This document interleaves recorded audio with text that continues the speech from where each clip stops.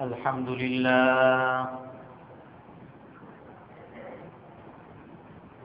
لله نحمده ونستعينه ونستغفره ونؤمن به ونتوكل عليه ونعوذ بالله من شرور أنفسنا ومن سيئات أعمالنا من يهده الله فلا مضل له ومن يضلله فلا هادي له ونشهد أن لا إله إلا الله وحده لا شريك له ونشهد أن سيدنا ومولانا محمدا عبده ورسوله أرسله بالحق بشيرا ونذيرا بين يدي الساعة من يطع الله ورسوله فقد رشد واهتدى ومن يعصهما فقد ضل وغوى أما بعد فأعوذ بالله من الشيطان الرجيم بسم الله الرحمن الرحيم والذين تبوأوا الدار والإيمان من قبلهم يحبون من هاجر إليهم ولا يجدون في صدورهم حاجة مما أوتوا ويؤثرون على أنفسهم ولو كان بهم خصاصة ومن يوق شح نفسه فأولئك هم المفلحون والذين جاءوا من بعدهم يقولون ربنا اغفر لنا ولإخواننا الذين في قلوبهم ولا تجعل في قلوبنا غلا للذين آمنوا ربنا إنك رؤوف رحيم صدق الله العظيم وقال النبي صلى الله عليه وسلم الله الله في أصحابي لا تتخذوهم غرضا من بعدي فمن أحبهم فبحبي أحبهم ومن أبغضهم فببغضي أبغضهم ومن آذاهم فقد آذاني ومن آذاني فقد آذى الله ومن آذى الله فيوشك أن يأخذه أو كما قال عليه الصلاة والسلام সম্মানিত মুসল্লিয়ানে কেরাম, আজ আমরা সাহাবায়ে কেরামের সমালোচনা নিষিদ্ধ সে ব্যাপারে আলোচনা করব। আল্লাহ তাআলা কোরআনের এই আয়াতে বলেন, তার আগে মুহাজিরদের কথা আল্লাহ তাআলা বলছেন এবং তার পরবর্তী আয়াতে আনসারদের কথা বলছেন। মুহাজিরদের কথা আল্লাহ তাআলা বলছেন যে তারা শুধুমাত্র আল্লাহ তাআলার সন্তুষ্টির জন্য তারা তাদের ঘর, তারা তাদের সম্পদ, তারা তাদের পরিবারকে ত্যাগ করেছে। আর আনসারী সাহাবীদের বেলায় আল্লাহ তাআলা বলেন যে তারা তাদের ঘরকে, তাদের ঈমানকে তারা আল্লাহর জন্য দিয়েছেন এবং মুহাজিরদের জন্য ত্যাগ করেছেন, যারা মক্কা থেকে মদিনায় এসেছে, এবং তাদের জন্য তাদের ঘর বাড়ি ত্যাগ করার পাশাপাশি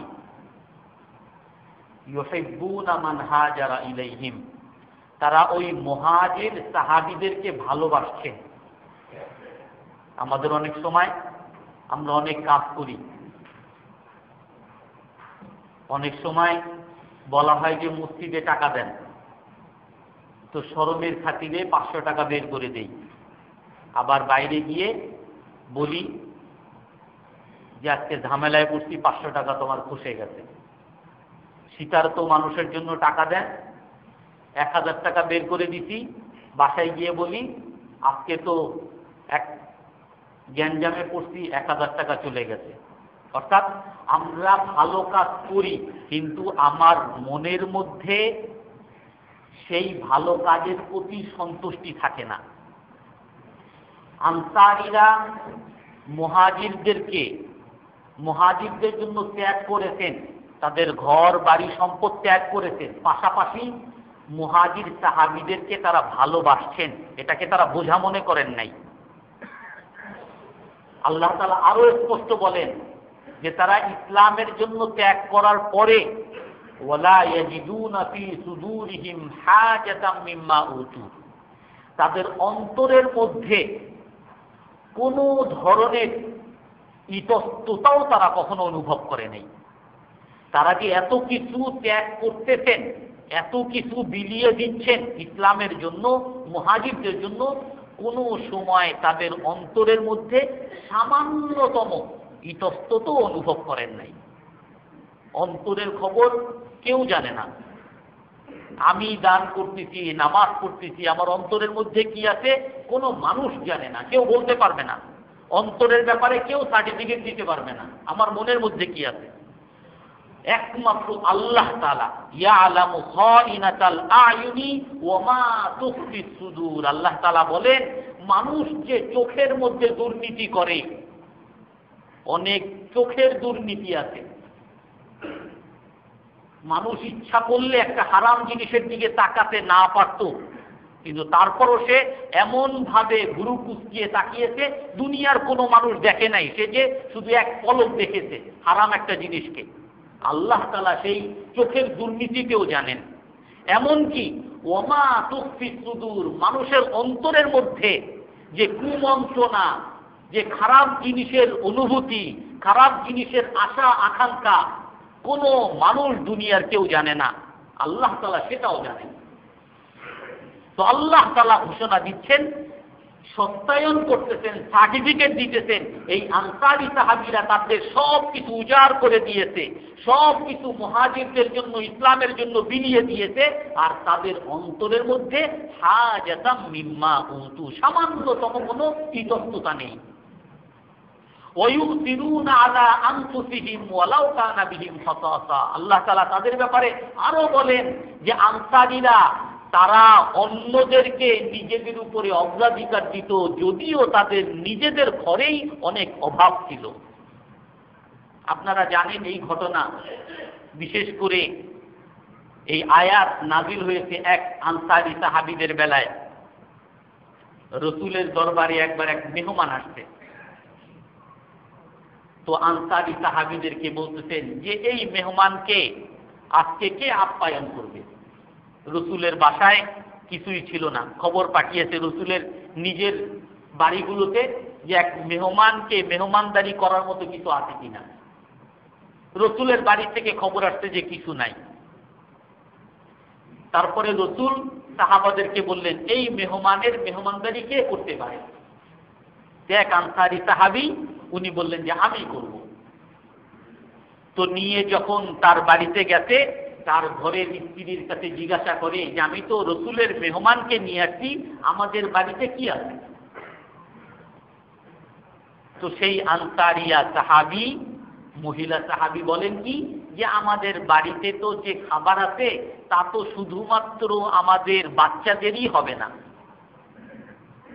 বাচ্চাদেরকে খাইয়ে দিলে আর কিছুই থাকবে না, আর যদি বাচ্চাদেরকে সেই খাবার না দেওয়া হয় তো তাদের কান্নাকাটিতে রাতে আর ঘুমানো যাবে না। তো সেই সাহাবী বললেন কি যে আমি আল্লাহর রাসূলের মেহমান নিয়ে আসছি, এখন এই আমাদের বাচ্চাদেরকে ভুলিয়ে ঘুম পাড়িয়ে দাও। বাচ্চাদেরকে তো ঘুম পাড়ালো, কিন্তু যখন মেহমান আসে, মেহমানের সাথে বসা তো সুন্নত, যে মেহমানের সামনে যখন খাবার দেওয়া হবে তখন সে তো বলবে যে আসেন ভাই, আপনিও আসেন, আমার সাথে বসেন। তখন কি করবে? তখন মহিলা সাহাবী বললেন যে আপনি খাবার নিয়ে বসবেন, মেহমানের সামনে খাবার দিবেন, আপনিও বসবেন, আর আমি যে বাতি আছে, প্রদীপ, যে ল্যাম্প আছে, এই ল্যাম্প আমি ঠিক করার ছলনায় নিভিয়ে দিব, আমার হাত থেকে পড়ে যাবে, নিভে যাবে। তারপরে সেই মেহমান খাবে, আপনি শুধু হাত নাড়াচাড়া করবেন, অন্ধকারে সে তো আর বুঝবে না যে আপনি খাচ্ছেন না না খাচ্ছেন। তো এই কৌশল করলেন, এই কৌশলে সেই মেহমানকে তৃপ্ত করে দিলেন, মেহমান তৃপ্ত হয়ে রাতে ঘুমালো। আর এখানে ক্ষুধার্ত রইল কারা? ওই আনসারী সাহাবী, তার স্ত্রী, তার ছোট ছোট শিশু, নিষ্পাপ শিশুরা, তারা ক্ষুধার্ত থাকলো। নিজেদের হাজারো অভাব, নিজেদের ক্ষুধা নিবারণের জন্য যতটুকু ছিল তাও তারা অন্যের জন্য বিলিয়ে দিতেন। আল্লাহ তাআলা সেটাই কোরআনের মধ্যে ঘোষণা করছেন, ওয়ায়ুসিরুনা আলা আনফুসিহিম ওয়ালাউ কানা বিহিম খাসাসা। রাসূল পরের দিন সেই সাহাবীকে বলে, আরে সাহাবী, তুমি গত রাতে কি করেছো? তোমার জন্য তো আল্লাহ তাআলা সার্টিফিকেট দিয়েছেন। আল্লাহ তাআলা বলেছেন যে তাদের অভাব আছে, অভাব থাকা সত্ত্বেও তারা অন্যদেরকে অগ্রাধিকার দেয়। এই হলো আনসারী সাহাবী। এক হলো মুহাজির, ইসলামের জন্য সবকিছু ত্যাগ করেছেন, আর এক হলো আনসারী, যারা ইসলামের জন্য সবকিছু মুহাজিরদের জন্য বিলিয়ে দিয়েছেন। আর তৃতীয় আর একজনের কথা, আর এক প্রকারের কথা আল্লাহ তাআলা এই আয়াতের মধ্যে বলেন, ওয়াল্লাযীনা জাউ মিন বা'দিহিম, যারা নাকি এই আনসারী এবং মুহাজির সাহাবীদের পরবর্তীতে যারা আসবে, মুমিন যারা তাদের পরবর্তীতে আসবে, তাদের কি দায়িত্ব হবে? এই সাহাবীদের ক্ষেত্রে তাদের কি দায়িত্ব হবে? আল্লাহ তাআলা বলেন যে তাদের দায়িত্ব হলো, তারা বলবে ইয়াকুলুন, তারা বলবে রব্বানা গফির লানা ওয়া লিইখওয়ানিনা আল্লাযীনা সাবাকুনা বিল ঈমান ওয়া লা তাজআল ফী কুলুবিনা গিল্লাল লিল্লাযীনা আমানু রব্বানা ইন্নাকা রাউফুর রহিম। এই সাহাবাদের পরে যত মুমিন আসবে, সকল মুমিনের দায়িত্ব এবং কর্তব্য কি হবে? আল্লাহ তাআলা বলে দিচ্ছেন যে তারা হাত তুলে দোয়া করবে, হে আল্লাহ, হে আমাদের রব, আপনি আমাদেরকে ক্ষমা করেন, এবং আমাদের পূর্ববর্তী যারা মুমিন ছিলেন সাহাবায়ে কেরাম, তাদেরকেও আপনি ক্ষমা করেন, এবং তাদের জন্য আমাদের অন্তরের মধ্যে কোনো ধরনের বিদ্বেষ, শত্রুতা আপনি আমাদের অন্তরের মধ্যে রাখবেন না, তাদের জন্য একমাত্র ভালোবাসা আমাদের অন্তরের মধ্যে রাখবেন। ইন্নাকা রাউফুর রহিম, হে মাবুদ, হে আমাদের রব, আপনি বড় দয়াবান। এই সমস্ত মুসলমানের দায়িত্ব হলো যে সমস্ত সাহাবীদেরকে ভালোবাসা, সাহাবীদের ক্ষেত্রে অন্তরের মধ্যে কোনো ধরনের বিদ্বেষ, শত্রুতা, সন্দেহ, কোনো কিছুর স্থান কোনো মুমিনের মধ্যে হতে পারে না। এটাকে স্পষ্ট করে হাদিসের মধ্যে আল্লাহর রাসূল বলেন, আয়াতুল ঈমানি হুব্বুল আনসার ওয়া আয়াতুল নিফাকি বুগদুল আনসার। ঈমানের আলামত হলো আনসারী সাহাবীদের ভালোবাসা অন্তরের মধ্যে থাকা, আর মুনাফিকের আলামত হলো আনসারী সাহাবীদের ক্ষেত্রে বিদ্বেষ অন্তরের মধ্যে থাকা। আর এক হাদিসের মধ্যে বলেন, লা ইউবগিদুহুম ইল্লা মুনাফিক ওয়া লা ইউহিব্বুহুম ইল্লা মুমিন। সাহাবাদেরকে একমাত্র তারাই ভালোবাসবে যাদের অন্তরের মধ্যে ঈমান আছে। আর সাহাবীদেরকে একমাত্র তারাই বিদ্বেষ পোষণ করবে যাদের অন্তরের মধ্যে নিফাক, মুনাফিক। আল্লাহ রাসূল স্পষ্ট করে বলেন, আল্লাহ আল্লাহ ফি আসহাবি, আমরা প্রতি জুম্মায় বলি আল্লাহ আল্লাহ ফি আসহাবি লা তাত্তাখিযুহু গরাদান মিন বা'দি। আমার সাহাবীদের ক্ষেত্রে তোমরা সবাই আল্লাহকে ভয় করো, আল্লাহকে ভয় করো। সাহাবীদেরকে সমালোচনার পাত্র তোমরা বানাবা না। লা তাত্তাখিযুহু গরাদান মিন বা'দি, আমার সাহাবীদেরকে সমালোচনার পাত্র তোমরা বানাবে না। জেনে রাখো, ফামান আহাব্বাহুম ফাবিহুব্বি আহাব্বাহুম, যারা সাহাবাদেরকে ভালোবাসলো তারা আমার ভালোবাসার কারণেই তাকে ভালোবাসবে। ওমান আবগাদাহুম ফাবিবুগদি আবগাদাহুম, আর সাহাবায়ে কেরামকে যারা ভালোবাসলো না, অপছন্দ করলো, তারা আমাকে অপছন্দ করে বলেই সাহাবাদেরকে অপছন্দ করে। ওমান আযাহুম ফাকাদ আযানি, যারা নাকি সাহাবাদেরকে কষ্ট দিবে তারা যেন আমাকে কষ্ট দিল। ওমান আযানি ফাকাদ আযাল্লাহ, যারা আমাকে কষ্ট দিল তারা যেন আল্লাহকে কষ্ট দিল। ওমান আযাল্লাহ ইউসিফু আন ইয়াখুযা, আর যারা আল্লাহকে কষ্ট দিল অতি সত্বর আল্লাহ তাআলা তাকে আযাবে গ্রেফতার করবেন। এই জন্য সাহাবায়ে কিরামের ক্ষেত্রে আমাদেরকে খুব সাবধানতা অবলম্বন করতে হবে। আর হাদিসের মধ্যে আল্লাহ রাসূল বলেন, লা তাসুব্বু আসহাবি ফামান সাব্বা আসহাবি ফাআলাইহি লা'নাতুল্লাহি ওয়াল মালাইকাতি ওয়ান নাসি আজমাইন। আমার সাহাবীদেরকে তোমরা গালিগালাজ করবে না, কারণ যারা আমার সাহাবীদেরকে গালিগালাজ করবে তাদের উপরে আল্লাহ তাআলার লানত, ফেরেশতাদের লানত, সকল মানুষের লানত তার উপরে। আর হাদিসের মধ্যে আছে, লা তাসুব্বু আসহাবি ফাইন্না লাউ আনফাকা আহাদুকুম মিসলা উহুদিন যাহাবা মা আদরাকা মুদ্দা আহাদিহিম ওয়ালা নিসফা। আমার সাহাবীদেরকে তোমরা গালিগালাজ করবে না, কারণ তোমরা যদি উহুদ পাহাড় পরিমাণ স্বর্ণ যদি আল্লাহর রাস্তায় ব্যয় করো, তারপরও আমার সাহাবায়ে কেরামের এক মুঠ পরিমাণ ব্যয়ের সমানও হতে পারে। সাহাবায়ে কেরাম আল্লাহর রাসূলকে দেখেছেন। একজন আব্দুল্লাহ ইবনে মুবারক রাহমাতুল্লাহির কাছে এসে জিজ্ঞাসা করতেছেন, মুআবিয়া আফদল আম ওমর ইবনে আব্দুল আজিজ। ওমর ইবনে আব্দুল আজিজ সম্পর্কে আপনারা জানেন, উনি একজন বড় ন্যায় বিচারক বাদশা ছিলেন, সাহাবী ছিলেন, বড় ন্যায় বিচারক বাদশা ছিলেন। তার যুগে ন্যায়, ইনসাফ প্রতিষ্ঠিত হয়েছিল। তো আব্দুল্লাহ ইবনে মুবারক রাহমাতুল্লাহির কাছে একজন এসে জিজ্ঞাসা করেন যে হযরত ওমর ইবনে আব্দুল আজিজ বেশি উত্তম নাকি হযরত মুআবিয়া রাদিয়াল্লাহু আনহু বেশি উত্তম? হযরত মুআবিয়া রাদিয়াল্লাহু তাআলা আনহু হলেন সাহাবী, কিন্তু তার ব্যাপারে একটু বিতর্ক হয়েছে। হযরত আলী রাদিয়াল্লাহু তাআলা আনহুর সাথে একটু বিতর্ক হয়েছে। তো আব্দুল্লাহ ইবনে মুবারক রাহমাতুল্লাহ আলাইহির কাছে জিজ্ঞাসা করেন যে হযরত ওমর ইবনে আব্দুল আজিজ বেশি উত্তম নাকি হযরত মুআবিয়া রাদিয়াল্লাহু তাআলা আনহু বেশি উত্তম?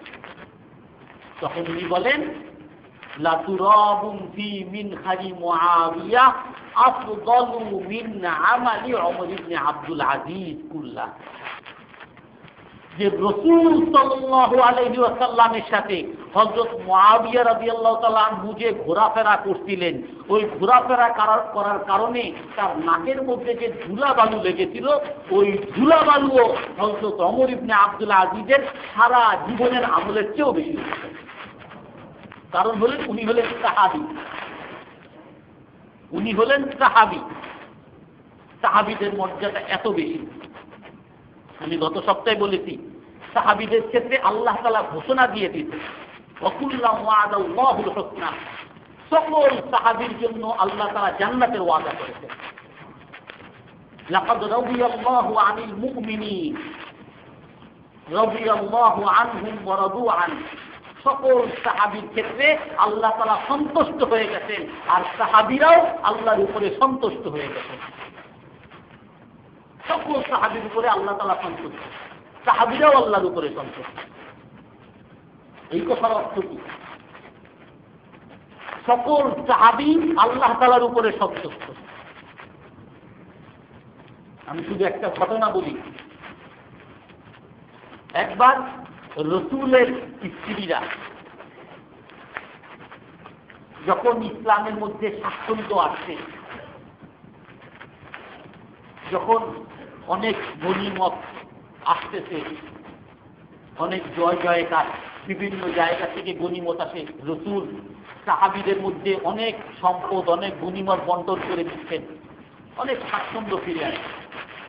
তখন রাসূল সাল্লাল্লাহু আলাইহি সাল্লামের স্ত্রীরা রাসূলের কাছে জমা হয়ে একবার দাবি করলেন যে, হে রাসূল, আপনি জানেন আমাদের ঘরের মধ্যে কিরকম অভাব। হাদিসের মধ্যে আছে, হযরত আয়েশা রাদিয়াল্লাহু তাআলা আনহা বলেন, কুন্না লা নানজুরু ইলাল হিলাল সুম্মা আল হিলাল সুম্মা আল হিলাল ওয়া লাম ইউকাত ফি বাইতিন নবী নার, যে আমরা আকাশের চাঁদের দিকে তাকিয়ে থাকতাম, এক চাঁদ উঠত আবার ডুবে যেত, আবার আর এক চাঁদ দেখতাম আবার ডুবে যেত, আবার আর এক চাঁদ উঠত আবার ডুবে যেত, অর্থাৎ 3 চাঁদ, অর্থাৎ 3 মাস। 3 মাস অতিক্রান্ত হইত আর রাসূলের বাড়িতে কোনো আগুন জ্বলত না। কিরকম অভাব! রাসূলের বাড়িতে 3 মাস যাবৎ কোনো আগুন নাই। তো রাসূলের কাছে আজওয়াজ মুতাহহারাতরা, উম্মাহাতুল মুমিনিনরা আসছেন, এসে বলতেছেন যে, হে আল্লাহর রাসূল, এখন তো ইসলামের মধ্যে অনেক স্বাচ্ছন্দ্য আছে, স্বাচ্ছন্দ্য ফিরে আসে, আগের মতো তো অভাব নাই। তো আপনি তো অনেক সাহাবীদের জন্য অনেক কিছু বরাদ্দ দিচ্ছেন, তো আমাদের জন্য কিছু বরাদ্দ দেন, আমরা যাতে অভাবমুক্ত জীবন যাপন করতে পারি। বিলাসিতা না, বিলাসিতা না, অভাবমুক্ত জীবন যাপন। 3 মাস আগুন জ্বলে না, 1 মাসে আগুন জ্বলবে, অভাবমুক্ত যাতে জীবন যাপন করতে পারে। আল্লাহর রাসূল সাল্লাল্লাহু আলাইহি সাল্লামের এই কথা পছন্দ হয়নি, রাগ হয়ে গেছেন। আর রাসূলের রাগের মাত্রা কি ছিল? রাগ হইলে কি করতেন রাসূল? মা যারাবা রাসূলুল্লাহি ইমরাআতান কাত ওয়ালা গুলামান কাত। আল্লাহর রাসূল কখনো কাউকে আঘাত করেন নাই, না কোনো চাকরকে, না কোনো স্ত্রীকে, না কারোর সাথে বকাবকি করতেন। আমরা আমাদের ঘরের স্ত্রীদের সাথে, ঘরওয়ালাদের সাথে যখন রাগ হই তখন আমরা কি করি? চিৎকার চেঁচামেচি তো সবচেয়ে নিচের জিনিস, তারপরে আরো কত স্টেজ আছে। রাসূল কখনো কারোর সাথে বকাবকিও করেন নাই, কখনো কাউকে মারধরও করে আঘাতও করেন নাই। ওমান তাকামা লিনাফসিহি, কখনো নিজের কোনো স্বার্থে প্রতিশোধও গ্রহণ করেন নাই। রাসূলকে কেউ গালি দিতে, আমাকে গালি দিলে কোনো প্রতিশোধ দিব? রাসূলকে কেউ মারতে, আমাকে মারলো কেন প্রতিশোধ দিব? রাসূলকে কেউ তিরস্কার করতে, আমাকে তিরস্কার করলো না তিরস্কার করব? আপনারা জানেন মক্কা বিজয়ের সময় যখন রাসূল যাচ্ছেন, তখন এক সাহাবী বলতেছিলেন, আল ইয়াউমা ইয়াউমুল মালহামা, আজ হলো। সাহাবায়ে কেরাম কি অবস্থায় আছেন সেটা জানেন। সাহাবায়ে কেরামের সমস্ত ঘর বাড়ি মক্কা মদিনায় ছিল, সম্পদ, তাদের পরিবার পরিজন সব মক্কায় ছিল। আর ওই কাফেররা নির্যাতন করে সাহাবায়ে কেরামকে, রাসূলকে বিচারিত করেছেন।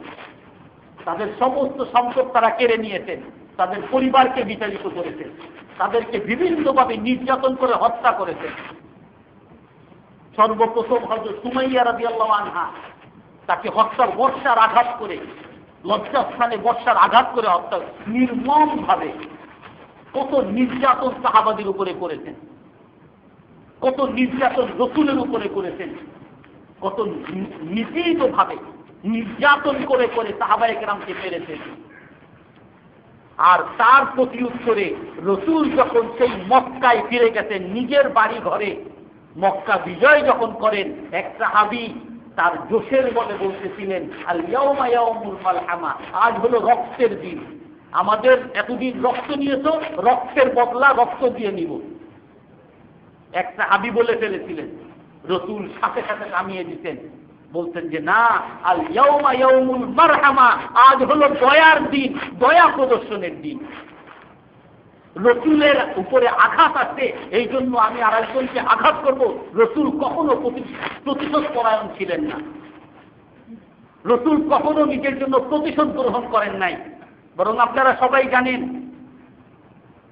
কুল্লামা যাদা জাহলুহু যাদা হিলমুহু, রসুলের একটা গুণ ছিল, যতই তার সাথে মূর্খতা প্রদর্শন করা হইতো তত রসুলের সহনশীলতা আরো বেড়ে যেত।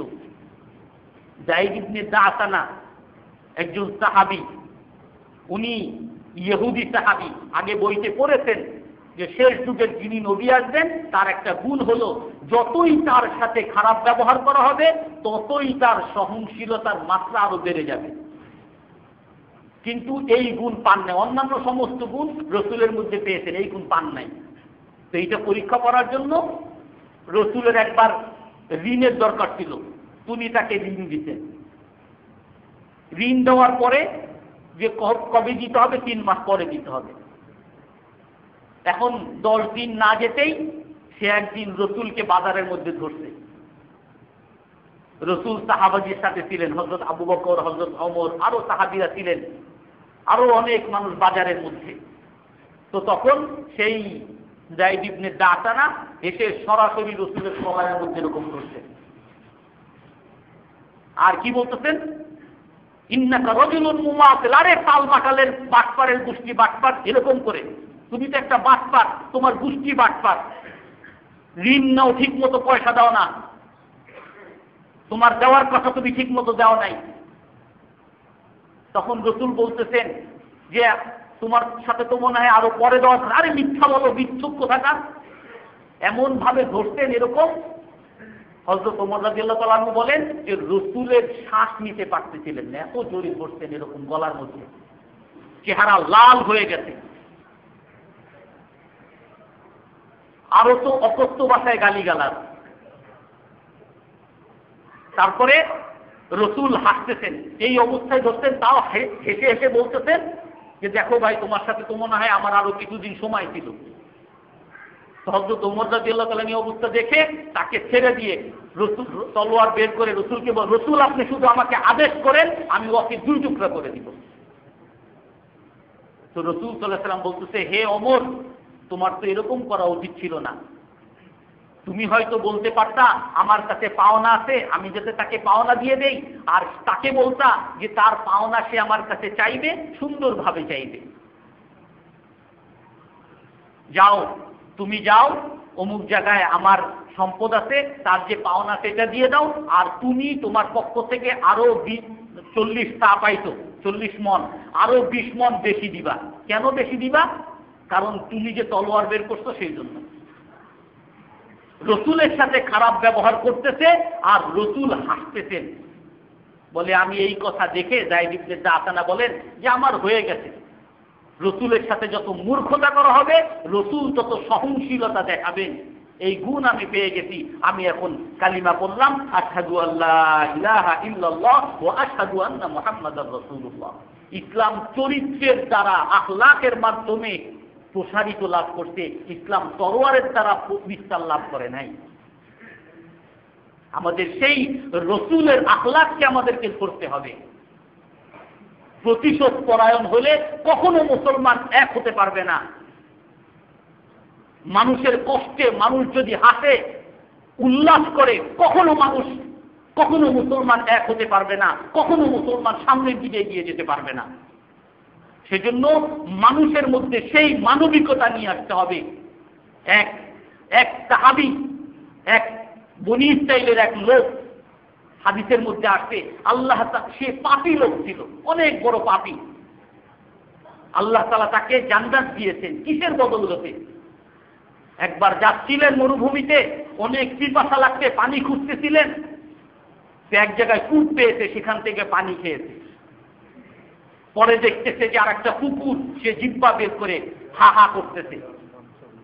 তো রসুল যে ওই লোকটা দেখে সেও ভাবতেছে, আমি যেরকম এতক্ষণ তৃষ্ণার কারণে কষ্ট করতেছিলাম, কষ্ট অনুভব করতেছিলাম, এই কুকুরটাও তো সেরকম কষ্ট অনুভব করতেছে, তো তাকে পানি খাওয়াবেন। কূপের পানি অনেক নিচে, উনি তো এভাবে উঠিয়ে হাত দিয়ে উঠিয়ে খেয়েছেন, কিন্তু তার জন্য ওই কুকুরকে হাতে দিলে হাত থেকে সব পড়ে যাচ্ছে। তারপরে নিজের জুতা, আমাদের জুতা তো আমরা ভিজাতে চাই না, চামড়া জুতা ভিজলে নষ্ট হয়ে যাবে, জুতা পানির মধ্যে নামিয়েছে, পানির মধ্যে দিয়ে ওই জুতার মধ্যে পানি উঠিয়েছে, তারপরে সেই কুকুরকে খাইয়েছে। অথচ সে একজন পাপী, অপরাধী। আল্লাহ তাআলা শুধুমাত্র এই প্রাণী, এই কুকুরের প্রতি দয়া প্রদর্শনের কারণে আল্লাহ তাআলা তাকে জান্নাত দিয়েছে।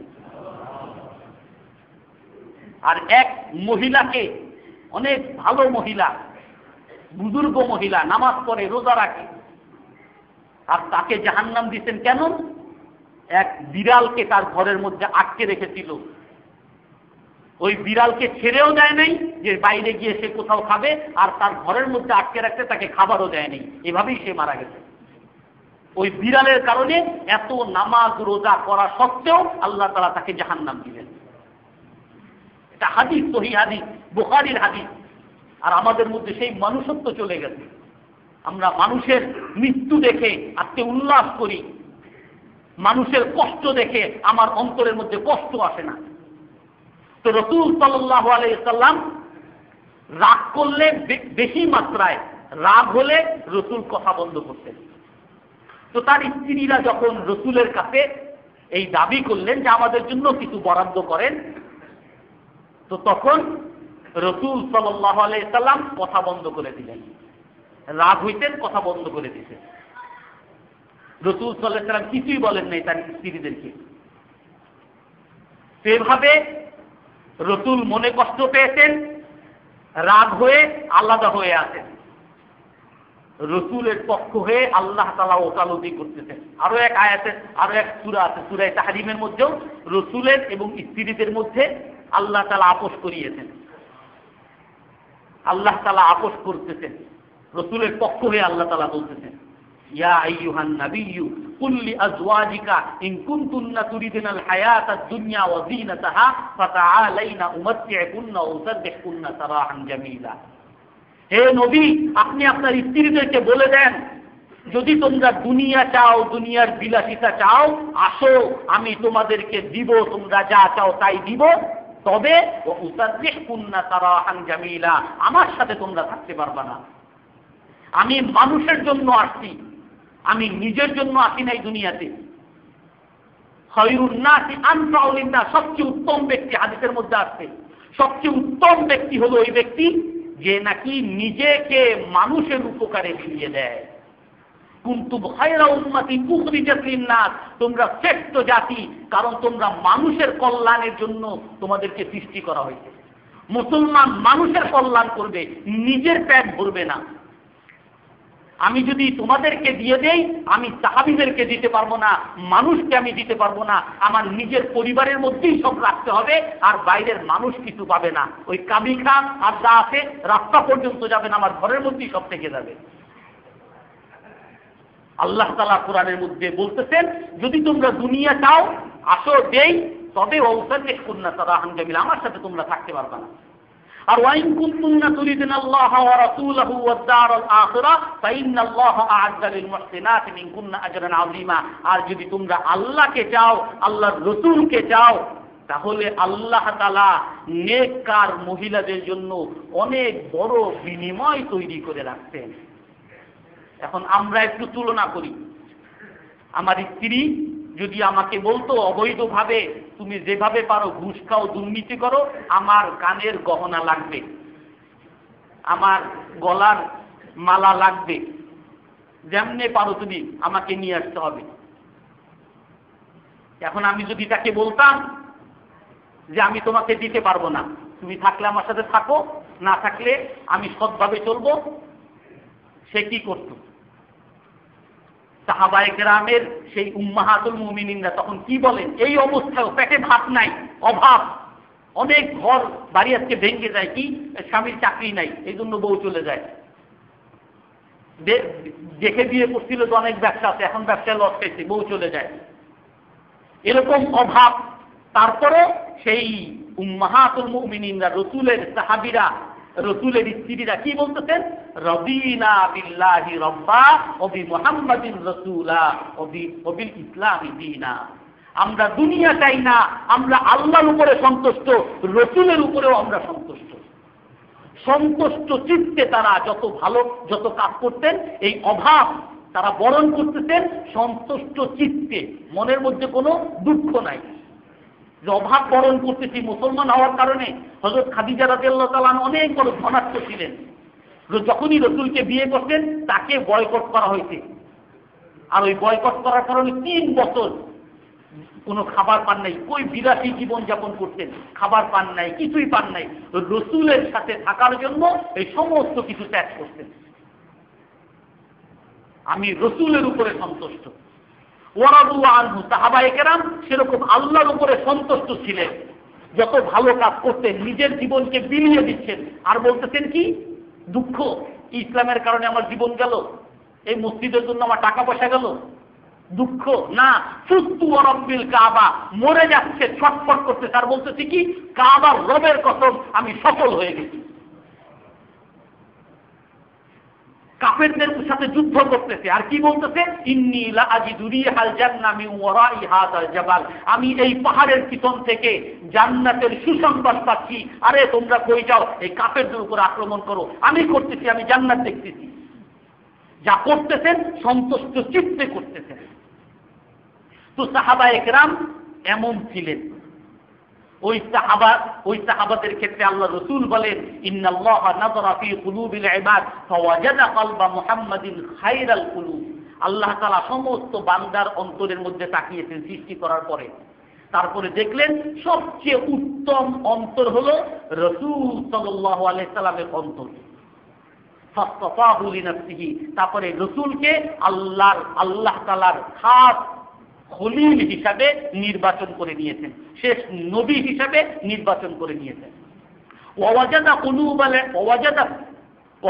কুলুব সাহাবা খায়রাল কুলুব, তারপরে আবার সমস্ত অন্তরের দিকে আল্লাহ তাআলা দৃষ্টি বুলিয়েছেন, তারপরে সাহাবাদের অন্তরকে শ্রেষ্ঠ অন্তর পেয়েছেন। তারপরে সেই সাহাবাদেরকে আল্লাহ তাআলার রসুলের সাহাবা হিসাবে নির্ধারণ করেছেন। রসুলের সোহবতের জন্য তাদেরকে আল্লাহ তাআলা নির্বাচিত করেছেন। হযরত আব্দুল্লাহ ইবনে আব্বাস রাদিয়াল্লাহু আনহু বলেন, উমিরনা বিল ইস্তিগফার ওয়ালাকিন্নাল্লাহ তা'লামু আন্নাহুম সায়াক্তাতিলুন। আল্লাহ তাআলা আমাদেরকে সাহাবাদের জন্য মাগফিরাতের দোয়া করতে বলছেন, তাদের জন্য দোয়া করতে বলছেন, যেটা প্রথম আয়াতে বললাম আমি। অথচ আল্লাহ তাআলা জানতেন ওই সাহাবায়ে কেরামের মধ্যে অনেকে একে অপরের সাথে যুদ্ধ করবেন, কিন্তু তারপরে আল্লাহ তাআলা আমাদেরকে তাদের জন্য দোয়া করতে বলছেন। কেন? কারণ আল্লাহ তাআলা জানেন যদিও তাদের মধ্যে কোনো ভুলও হয়, সেই ভুলকে তারা তওবা করবে, সেই তওবার মাধ্যমে আল্লাহ তাআলা তাদের সকলকে ক্ষমা করে দিবেন। এই জন্য আল্লাহ তাআলা ঘোষণা করতেন রাদিয়াল্লাহু আনহু, আল্লাহ তাআলা তাদের উপরে সন্তুষ্ট হয়ে গেছেন। যদি কেউ ভুলও করে তারপরও তওবা করে আল্লাহর কাছে ক্ষমা প্রাপ্ত হয়ে যাবেন। এই জন্য আমাদের কোনো সাধ্য নাই, আমাদের ওই তাদের দুই একটা ভুল নিয়ে সমালোচনা করার মতো শক্তি, সামর্থ্য, বুদ্ধি আমাদের নাই। একবার একজন আবু যুরআ রাহমাতুল্লাহ আলাইহি ওনার কাছে এসে বলতেছেন, ওমর ইবনে আব্দুল আজিজ ওনার কাছে এসে বলতেছেন যে আমি ইন্না উবগিদু মুআবিয়া, আমি মুআবিয়া রাদিয়াল্লাহু তাআলা আনহুকে অপছন্দ করি। বলে কেন? লিআন্নাহু কাতালা আলী, কারণ সে হযরত আলীর সাথে যুদ্ধ করতেন। তখন হযরত ওমর ইবনে আব্দুল আজিজ বলেন, ইন্না রব্বা মুআবিয়া রব্বুল রহিম। মুআবিয়া রাদিয়াল্লাহু তাআলা আনহুর যে রব আল্লাহ তাআলা, সে অনেক বড় দয়াবান। ওয়া ইন্না খাসমা মুআবিয়া খাসমুন কারীম, আর মুআবিয়া রাদিয়াল্লাহু তাআলা আনহুর যে প্রতিদ্বন্দ্বী হযরত আলী, উনিও খুব দয়াবান প্রতিদ্বন্দ্বী। উনি নিজেও কোনোদিন হযরত মুআবিয়া রাদিয়াল্লাহু তাআলা আনহু সম্পর্কে কোনো সমালোচনা করেন নাই।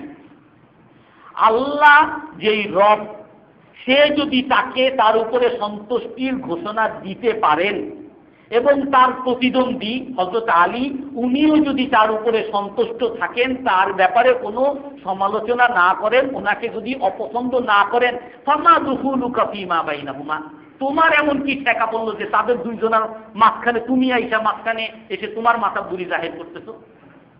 আমার বাবা মা দুইজন যদি কোনো সময় ঝগড়া করে, আমি কার পক্ষ দিব?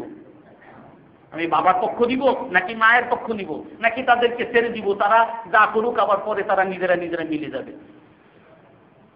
কোন সাহাবা সম্পর্কে আমাদের কোনো ধরনের সমালোচনা করা যাবে না।